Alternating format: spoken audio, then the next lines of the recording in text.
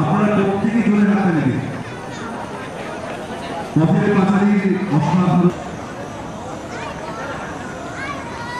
এরপরে আমি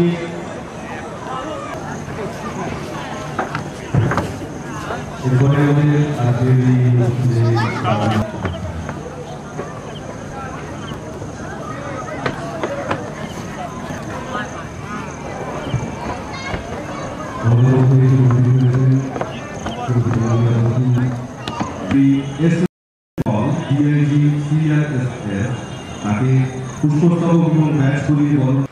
আনুষ্ঠানিক উদ্বোধন করেন এবছরের